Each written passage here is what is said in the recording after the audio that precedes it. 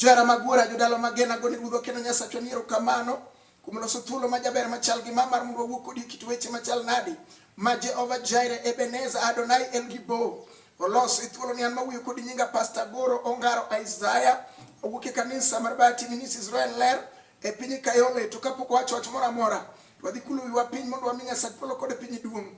Jehova mar polo gi piny ber manade Adonai Ebenezer El Gibo Jehova Shalom. Erokamano kuom loso thuolo ni mondo yal weche di ka kinde pod itie to mara kuom Yesu Kristo. Amen.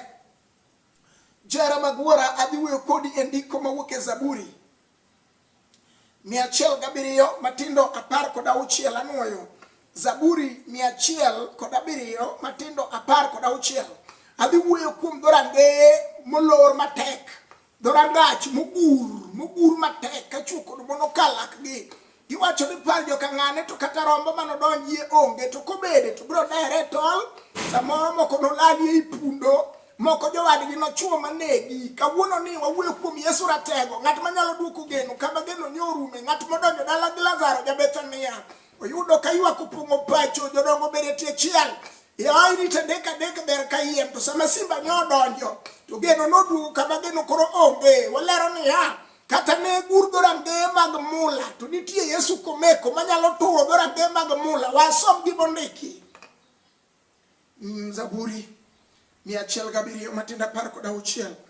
Mumbe Nyasachwa wacho ni asomo gi mondiki mar Nyasachwa. Omuko dhorangeye mag mula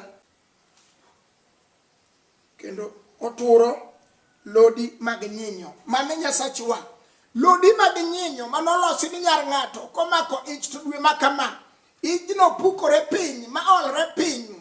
Ji ong'eyo kit tuoche mikale makata kikale but chemist moro tiluongi ni min ng'ane bi piyo piyo tuo ni cha mai dwe mojabirega akelo yadhe kikikal ka okikawe kata kionge pesa ibiro duoko na kata ibiro kinde ang'eni chama be michiegni yudo chama koro kiyudo chama no tibiro mana duoko na ong'eji matimore e kit ngimani. Nogulu lodi mag nyinyo manoketo chon kanotim singruok gi wiye rombe marotenge kane thung'o gi kata ne timo gi nade. Ok wadwa ng'eyo gima wang'eyo ni wakelo Yesu chier mar choke misinga mar polo kawuono ni mumba kona ni teko ni chalo teko jowi Adonai ne mwakelo gokinyi sani. Ang'eyo Jehova Jireh Adonai Ebenezer muma wuoyo Isaya 54 matindo 17. Onge gi lweny malosi mondo inyi mano inyi kata ne lose godhiambo kata gokinyi kata ne lose yaora kata ne lose got mane. Wang'eyo Yesu jatelo ndiki Kolosai 14 norucho gima nondiki manotwewa kata ne ndike ni ok ni yudi nyathi mani piri e tiedi merwa ni ywak nyathi ok noyudi e odi.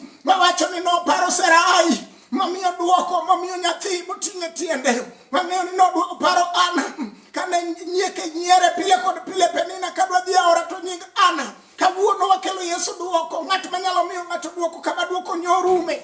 Duogo dog ni Yesu ratego. Jeremiah 4 wacho na segolo nyororo ok lweti e nying Yesu jatend lweny. Wawacho ni ok nyororo ibiro gole kiny, ok nogole juma manyien, ok nogole dwe manyien, igole sani e nying Yesu ja Nazareth. Wang'eyo Yesu ratego. Isaya uda mosu wacho Isaya 22 matindo 25 chieng'no anopul musumal manogur matek musumal moketho par ng'ato momiyo ng'ato ok nyal tedo momiyo nyar ng'ato ok nyal yudo kar momiyo ud ng'ato ok nyal kendo. Kawuono ni wawacho ni nitie Yesu duoko sane e nying Yesu ja Nazareth. Nitie chier mar choke jabaro nam owayo wuoyo kod Jeremiah 1 matindo 10 okone ni wiji wudi likiase ni teko mar buko gi pudho kachiel kod go piny owuoyo Mathayo 10:3 niya mora magura manie polo ne oko pidhi biro pudho oko. Wasebedo gi teko sani wadwa pudhe bed ni luonge ni diabetes bed ni luonge ni cancer kawuono ni bed ni neko. Mang'eyo Yesu jatend lweny modhi olimo wuoyi komo oboko e piny Jogerasi liete mag jomo tho kanye mothume Kisungu madongo mag mbalariany kanye mano geno ne nosechope matin gi moro mane ni kuome noserumo nene ne ywak kotwe suko e nungo ne oparo nyakwar min gi mano dhi ouso ne nyakalo. To saba Yesu simba nodonjo jaduoko geno Manuel noduoko geno kama geno ne onge saba noriembo jochiende mabeyo. Wawacho ne unwa weye nyingi Yesu. Wawacho ni diabetes kawuono onge teko e ngimani. Wawacho ni kansa nyaka go sauti nyingi Yesu ja Nazareth. Duong' dog ni ratego. Ondike Jeremiah 15 matindo 20. Winji wudi likia.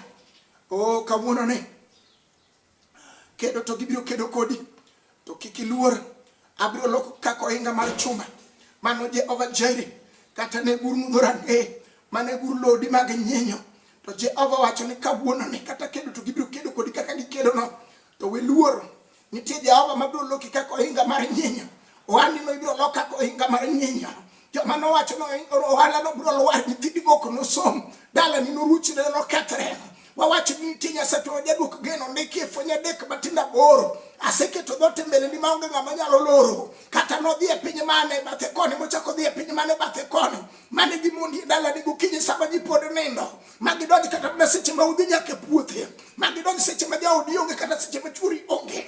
To wawacho ni obiro loko odno kako ohinga mar chuma. Joma no paro na rusi no bro dhi kayiem nono, wawacho ni nitie Jehova Jireh Adonai Ebenezer El Gibor, Nyasaye ma jadwok geno kama geno ni osirume. Wang'ere tego ndiki Jeremiah 23:29. Ya wachne chalo mach, wachne chalo nyundo, obro baro lwanda matindo tindo, lwendi di mano oketi momiyo piny inyalo ng'ato ramo pile koda pile, osiki osiptal kowuogi. Wawacho ni norucho gima nondiki manotweyo wa mano Kolosai 10:4, gima nade manondiki motweyo od ng'ato, otweyo i ng'ato, otweyo dak ng'ato, otweyo sombe nyithi ng'ato, otweyo dala gi ng'ato. Kawuono ni wawacho ni norucho gima nondiki manotweyo wa mano Yesu natego raba mang'ongo, rembe ni kod loch, rembe ni kod teko. Wang'eye ja paradiso Yesu ng'ama nyalo, wang'eye japuonj no Yesu nyalo, wang'eye ratego no Yesu nigi loch. Erokamano Ruodhwa, erokamano Ruodhwa. Ber manade jatend lweny Ayubu 22 matindo 28. Adhi somo ndiko Ayubu 22 matindo 28. Asomo gima ondiki e Muma Maler mar Nyasachwa 22 matindo 28. Agoni ni erokamano ratego mar jokedo thuon. Rabi duong' gi pak mondo odog ni ja paradiso. Mumba Konania asomo gima ondiki e Muma Maler mar Jehova. Gimoro amora michano timo nodhi maber. Mano kochakre gi kawuono, mano Jehova emogo gi raba stamp mar polo. Gimoro amora michano timo kochakre gi sani, kata eno ala bed jachiro, obiro dhi maber e nying Yesu ja Nazareth. Ramagwara ondiki e Muma Maler mar Jehova Jireh Adonai Ebenezer El Gibor. Ondiki ngeche 30 matindo 30 ni mokwongo en sibuor, onge le moro amora maromo kode. Kawuono wakelo Yesu were chieng' mar choke jabaro nam, oila manotelo ne jo-Israel kawuok e piny Misri, e piny jela, e piny twech, e piny kamimuode chame ondelo tichame kuon thing. En sibuor, en mwakele kawuono ne, kata ne gur jakadhorange mag mula matek manogur kiwacho ne ya magi toko notimre, gima kama ok notimre dalane. Kata wuod jokang'ane ni kariembo gari mokel mtokane no dala ka, to mtokane no biro dong' e dala ka, en bedo biro dong' ka koloselokore liel manyaka mtokane no ero gwe mabiro dak e iye to wiye tipimoe marieba. Wawacho ni norucho gima nondiki manotweyo wa mokwongo en sibuor, geche 30 matindo 30. Ng'ama romo gi Yesu wadi to pok none, ng'ama romo gi jatend lweny to pok one. Jeremiah 23 matindo 29 wacho niya, wachna chalo mach, wachna chalo nyundo mane Yesu mwakelo gokinyi sani. Kawa nyundo no kaka Yesu ratego no, wachna chalo mach, wachna chalo nyundo mane Yesu mwakelo gokinyi sani. Wang'eye jatend lweny teko ne chalo teko jowi. Isaya mos wacho Isaya 40:5 niya, asema kulwiti makorachwich mondo ilo wasigu mane mbeleni, mane Jehova Jireh Adonai Ebenezer. Ng'at modhi oreso Joseph kanie jela e piny mawendo, e piny Misri, piny ma ok thurgi, to Jehova Jireh lose kanyo mobed nyaka ruoth prime minister e piny no. En ang'o manotemo go Lwanda motame loyo? Kana ndalo sekalo, nyaka nyieke nong'eyo ni ok notimre.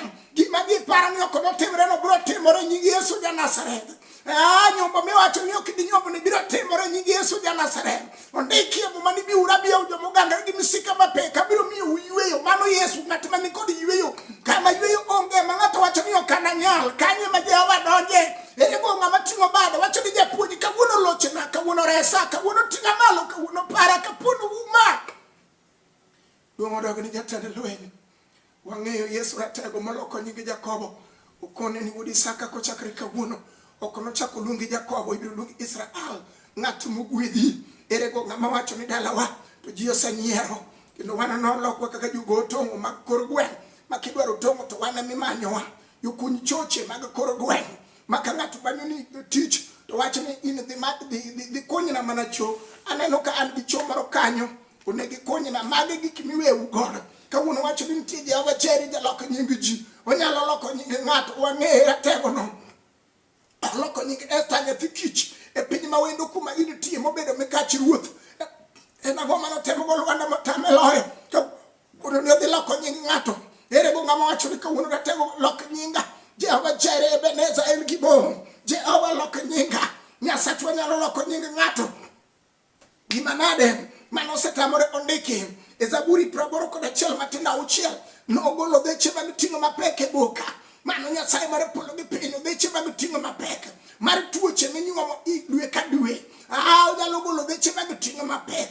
mar ich maremo pile mar onding maremo mar tielo maremo mar nyithindo ma ok nyalo somo mar koso school fees onyalo golo dheche mag ting'o mapek mano Nyasaye mar polo kod piny makiwuotho to kar mondo ji omosi gi dhoge to ting'o ni mana umgi moko nyieri ka gin kar kendgi iparo ni nyiero kodi kar nyieri wang'eyo Jehova Nisi manyalo reso ng'amo kwabo momoko wacho na biro mako badi makora chich mondelo mano ni Ebenezer omako badi makora chich mondelo Isaya 45 ere ng'ama lo ira teko ere ng'ama lo Ebenezer ondike Zaburi 40 matindo 2 no ywaya kogola chuodho motimo otodo en gima dum ma ji ok nyal bet machiegni kata kilungu buche mag anyuola ok nyal kete odi be ok nyal lunge odi nikech ere kama ji ang'no bedie king'iyo kamidakie no to be ineno ka area no be nyalo dhume kisungu madongo kanyo ok nyal biye be ok diluongi bura tang'eyo Jehova mondike Zaburi 40 matindo 2 ni no ywaya kogola chuodho motimo todo ekoketa ewi Lwanda machung' motegno mopuonja wer manyien mano Jehova Nisi onyalo puonji wer manyien wer machine paro ni ok diwer ni wer wende sandruok mano nong'ere dalau ni wer mar dalawa ok nyal Jehova dwa mi nying manyien odwa puonji wer manyien odwa losi kawuono ni mano Jehova mar polo wadhi kodi e lamo sani wadhi kodi e lamo Zaburi 30 matindo 11 wacho ni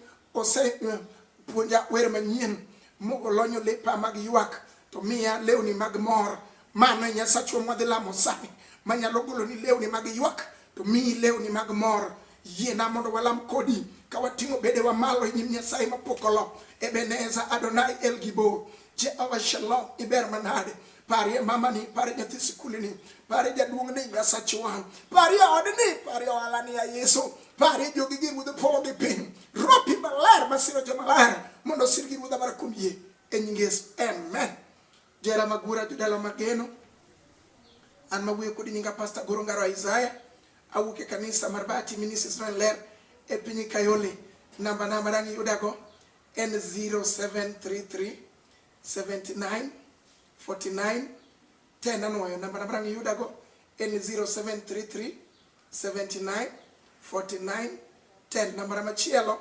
07 kendo 07 70 5376 anoyo namba machielo en 07 kendo 07 70 5376 mad Jehova majasir joge osiru kawuono jodalawa osiru kiny osiru ndalo kondalo amen.